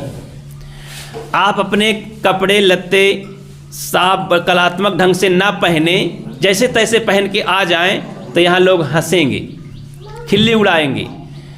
कलात्मक ढंग से भोजन न बनाएं तो भोजन खाने लायक नहीं रहेगा। तो इसी तरह कलात्मक ढंग से अगर नहीं जिएंगे, उसका कोई तरीका, कोई ढंग, कोई युक्ति नहीं मालूम होगी, तो केवल हंसने के अलावा और हारने के अलावा, दुख के अलावा कुछ होने वाला नहीं है। जैसे एक उदाहरण सुना दूं कि कैसे बड़े से बड़े लोग, राजा महाराजा, साधु महात्मा पछताते हैं। एक यादव जी जानते हैं? यादव लोग दूध का धंधा करते हैं, ग्वाला भी कहते हैं। तो एक ग्वाला जी इंडिया के रहने वाले थे, तो सोचे कि इंडिया में सस्ता दूध है, 30-32 रुपया किलो, 40 रुपया किलो दूध। तो वे सोचे कि यहाँ मुनाफा नहीं मिल पा रहा है, तो चले गए विदेश, जहाँ पर गाय भैंस कभी देखे नहीं थे, जानवर पालन नहीं करते थे। तो वहाँ जा कर के और अपनी विद्या बुद्धि के बल पर वहाँ रहने की जगह खोजा और फिर दूध निकाला, पका करके उसमें काजू किशमिश डाल करके, चीनी डाल करके एक बढ़िया सा स्वादिष्ट खीर तैयार किया। इलायची डाला सुगंधित, और एक सुंदर सी टिफ़िन स्टील की चमकती हुई टिफ़िन में भर करके एक बड़े, जो नगर के सबसे बड़े आदमी कहना चाहिए राजा थे, उसके पास ले गए। 8-10 मंत्री मंडल बैठा हुआ था उनके ड्राइंग रूम में, बैठक रूम में, और वहाँ ले जा कर के रखे। एक नया आदमी देख करके राजा ने कहा, अरे आप कहाँ के रहने वाले हैं, कौन हैं, कैसे आ गए? उन्होंने कहा मैं इंडिया से आया हूँ। और ये क्या है, कैसे? बोले मैं कुछ यहाँ पर बिजनेस करने आया हूँ, धंधा करने आया हूँ, एक फल लाया हूँ आपके लिए, प्रसाद। जैसे प्रसाद का नाम सुना तो प्रसाद के नाम पर तो सभी लोग हाथ फैला देते हैं। बोले देखिए देखिए कैसे है। चमकदार बर्तन में, लुभावन बर्तन में जब देखे तो उसकी सुवास बहुत अच्छी थी। तो देखे तो बोले क्या किया जाता? बोले खाया जाता है। एक एक चम्मच सबके हाथों में दिया गया तो सब चाटते रह गए, स्वाद लेते रह गए। आहा, ऐसा तो कभी हम खाए नहीं थे। आनंद आ गया। तो राजा प्रसन्नम, तो जानते हैं ना, राजा प्रसन्नम तो गजभूमि दानम, बनिया प्रसन्नम तो कौड़ी छेदानम। बनिया बहुत खुश हो जाएगा तो 1 रुपया दान करेगा, और राजा जब प्रसन्न हो जाएगा तो फिर बीघे बीघे जमीन दे देगा। और साधु प्रसन्नम तो भक्ति मुक्ति दानम। इसीलिए संतों को प्रसन्न करो ताकि उनसे हमें ज्ञान भक्ति शांति की कला मिले, ज्ञान मिले। वो प्रसन्न हो जाएं और आपको बेटी बेटा दे दें तो भाई खतरनाक जेल जाने का काम हो जाएगा। आप नाराज हो जाएंगे कि बेटी बेटा देने काम तो गृहस्थ लोग करते हैं, ये साधु महात्मा ब्रह्मचारी कहाँ से बेटी बेटा देने लगे। इसीलिए साधुओं के पास ये आशीर्वाद कृपया माताओं को नहीं जाना चाहिए, शंकर जी के पास जाएं भाई। हालांकि शंकर जी पार्वती की कोख नहीं खुली, कोई बच्चे नहीं उनके हैं, वो नकली थे दोनों, गणेश जी और कार्तिकेय। फिर भी लोग जाके भोलेनाथ से मांगते हैं, हे भोलेनाथ पुत्र दीजिए। भोलेनाथ भी मुस्कुराते होंगे भीतर भीतर, कहाँ से पागल लोग आ गए। तो इसलिए जब टिफिन में खाए पिए तो बोले वाह बहुत आनंद आ गया। आनंद में फिर होता है कि मैं क्या दे दूं अपने प्रेमी को। तो सोने की असरफियाँ वो दान में देता है, लीजिए भाई साहब इसी के लिए तो गए थे। परदेश में जाओ तो धन कमा के अपने देश चले जाओ। इसी तरह यहाँ हम सब परदेश में हैं। सदगुरु कबीर कहते हैं ना, अभी भजन गा रहे थे, अपने देश में चलना। हमारा देश है आत्मदेश, स्वदेश। जब तक हम अपने देश में नहीं जाएंगे सुख शांति नहीं मिलेगी। ये शरीर एक परदेश है, संसार परदेश है। यहाँ सुख नाम की चीज़ नहीं है। यहाँ सुख बनाने के कमाई की जाती है, भक्ति भजन साधन। तो घर वापस आया, धन रखा। दूसरे दिन क्या बनाया, फिर दूध को निकाला और उसे पका करके रबड़ी बनाया और फिर राजा के पास दिया। रबड़ी खा करके राजा मस्त हो गया। फिर सोने की असरफी दे करके दान विदा किया। ग्वाला बहुत खुश हुआ। चौथे दिन बढ़िया से बर्फ़ी बनाया, मिठाई बनाया और पनीर बनाया, खीर बनाया, कई आइटम बनाए। जब कुछ दिन हो गए तो ग्वाले ने कहा, भाई अब तो मैं जा रहा हूँ राजन, बहुत सारी असरफी। जब पैसा हो गया तो क्या रुकना है परदेश में। बोले मैं जा रहा हूँ। राजा ने कहा, जो आप रोज़ खिलाते थे इतना आनंद आता था, तो क्या था। बोले हमारे देश का एक वृक्ष है, एक झाड़ है, उसी का फल है। बताया नहीं कि मेरे देश में एक गाय है, गौ माता, उसी का दूध है, उसी का फल है। उसने कहा मेरे देश का एक वृक्ष है, एक झाड़ का पेड़ है, उसी का ये फल है। कहीं बहुत गजब का फल है भाई, वो वृक्ष दिए जाना यहीं। ग्वाला वहीं गाय छोड़ करके चल पड़ा अपने देश को। शाम का समय हो, ध्यान दीजिए, हाँ ध्यान दीजिए, शाम का समय होता है। राजा साहब क्या करते हैं जानते हैं, अपने नौकर को भेजते हैं, जाइए ना कोई फल गिरा हो तो लाइए। उनके एक चार दीवारी बाउंड्री के अंदर गाय को छोड़ गए थे ग्वाला महाराज। तो गाय वहीं घास चर रही थी, दिन भर चरी घास, शाम को 4 लीटर दूध पलाई। अब कोई निकालने वाला नहीं, दूध को निकालने वाला नहीं, तो गाय परेशान। तो जब नौकर जाता है तो देखता है ज़मीन पर कि कोई फल तो गिरा नहीं। जब कोई फल नहीं दिखाई दिया तो एक बाल्टी लेकर के वो तैयार था, कोई फल मिले, राजा का आदेश है। कई दिन खा खा करके आनंद लिए थे ग्वाला के द्वारा। तो इतने में गाय कुछ आवाज़ करती रही, इधर उधर दौड़ती रही, देखा कि कुछ गिर रहा है, तो पीछे से उसके कुछ गिर रहा था। तुरंत बाल्टी लगाए कि यही फल है। वो पेशाब करने लगी तो सोचा कि यही फल गिर रहा है। तुरंत बाल्टी ले लेता है, 4 अब किलो 2 किलो भर गई बाल्टी। नौकर को लगता है ये भी कोई फल है, लेकिन बताया था ग्वाला कि फल गिरता है, चलो ये राजा की अमानत है। राजा के पास ले गए। राजा ने कहा अरे ये तो इसकी गंध अच्छी नहीं, इसका रंग भी ठीक नहीं है, ये तो लगता है बिना दूध की चाय जैसे दिखाई पड़ती है। तो लाओ स्वाद लिया जाए। एक एक चम्मच लेते हैं गौमूत्र को और कहते तो बहुत बेकार चीज़ है, खारा है, हटाओ इसको, थूक देते हैं। ग्वाला जो लाता था बहुत स्वादिष्ट फल लाता था, ये फल तो ठीक नहीं है, बदबू कर रहा है, जाओ कोई दूसरा फल मिले तो लाना। सुबह का वक्त होता है, नौकर फिर जाता है। इस समय भी कोई फल दिखाई नहीं दिया ज़मीन में। अब फिर गाय परेशान थी, 8 किलो दूध उसके पास था, दर्द हो रहा था गाय को। तो जब नहीं ऐसा कोई दूध निकालने वाला मिला तो फिर अब की बार गोबर करने लगी।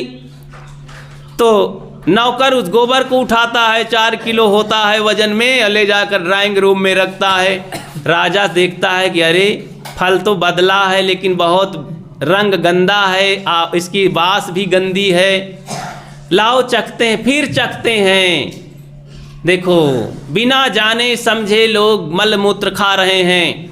राजा होकर के, बुद्धिमान होकर के, मंत्री होकर के भी।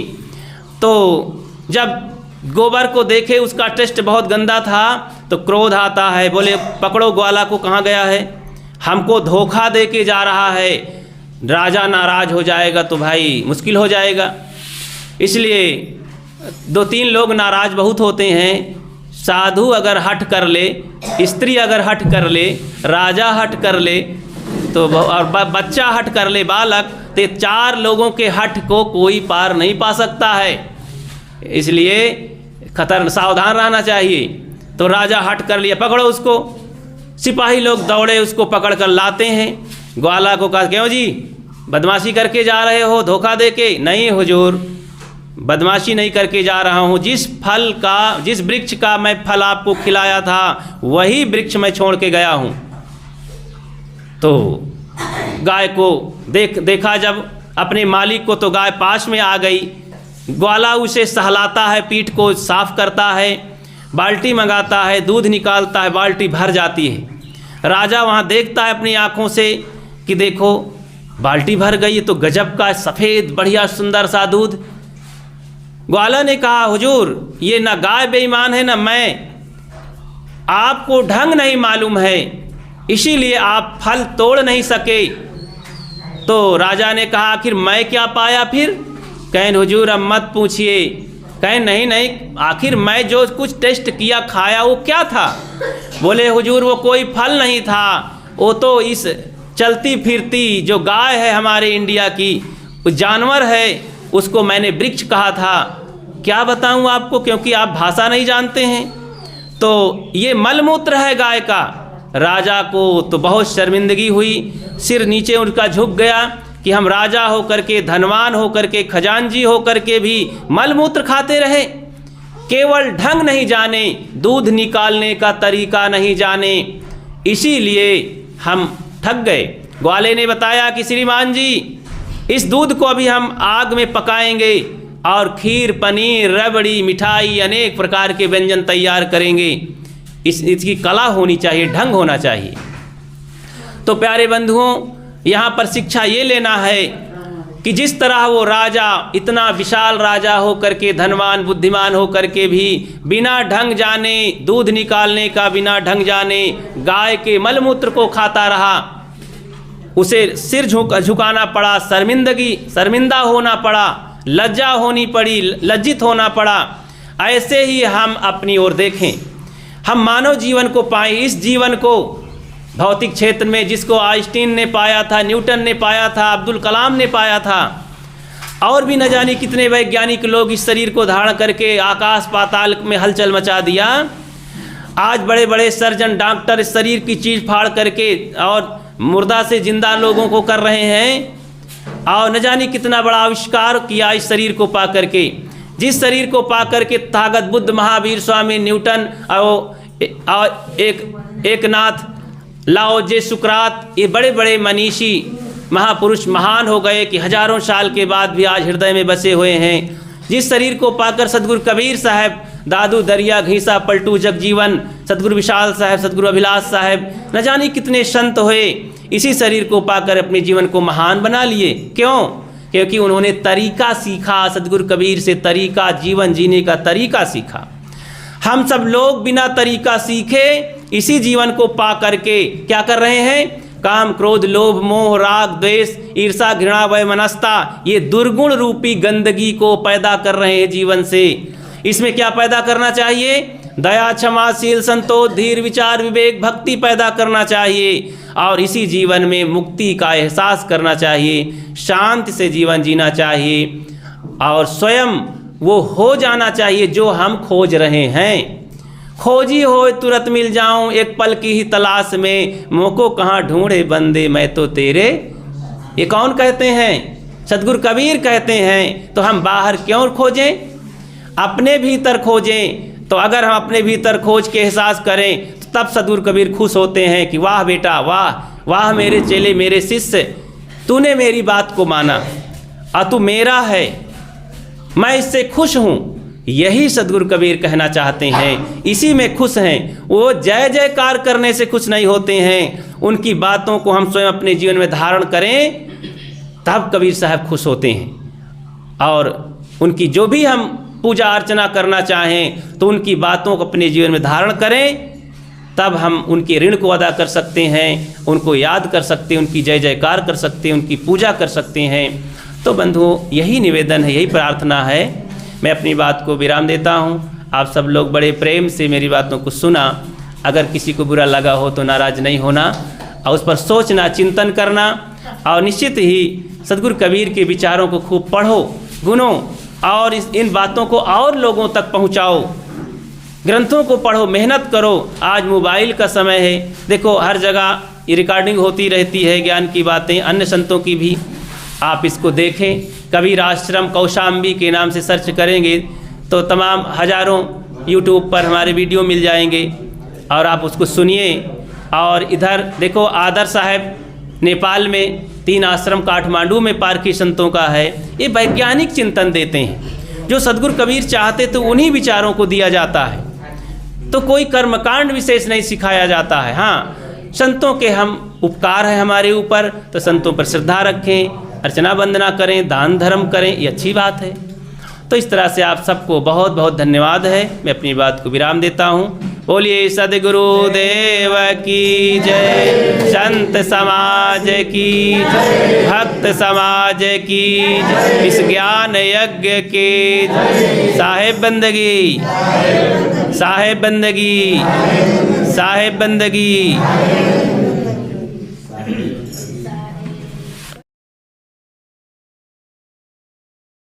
संगत से सुख उपजै, कुसंगत से दुख होय। कहाँ कबीर तहाँ जाइए, जहाँ अपने संगत होय। संगत की जय साधु की हरै और की ब्यास, ओछे संगत कोर के आठों पहर उपाध। बिन सत संग को मत नहीं छोटे, बिन सत संग को मत नहीं छोटे, को मत नहीं छूटे, को मत नहीं छोटे। बिन सत संग को मत नहीं छोटे, बिन सत संग को मत नहीं छोटे। चाहे जाओ मथुरा, चाहे जाओ काशी, चाहे जाओ मथुरा, चाहे जाओ काशी, चाहे जाओ मथुरा, चाहे जाओ काशी।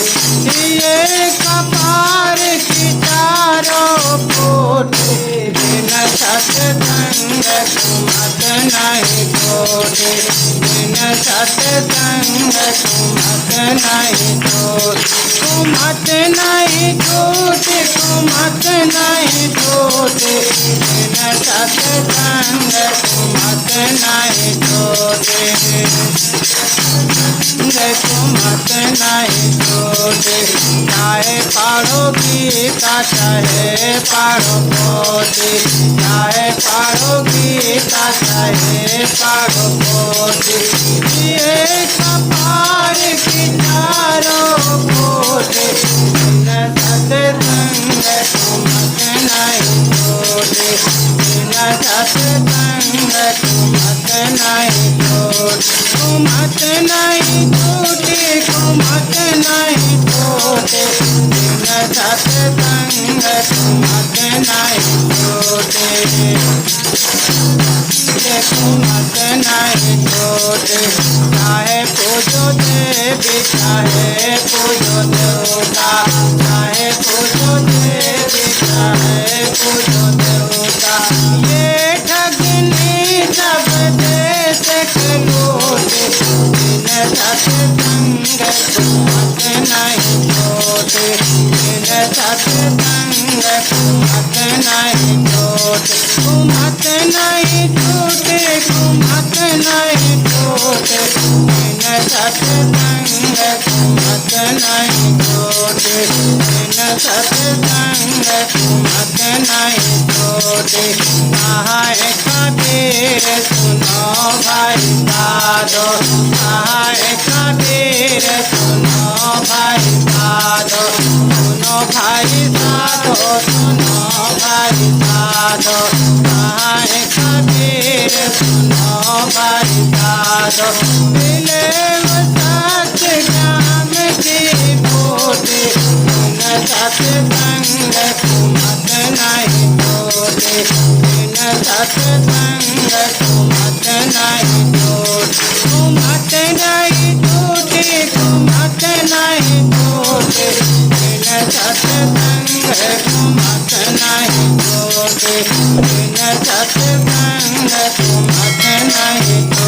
बिन सत्संग सुमत नहीं छोटे। बोले सद्गुरुदेव की जय।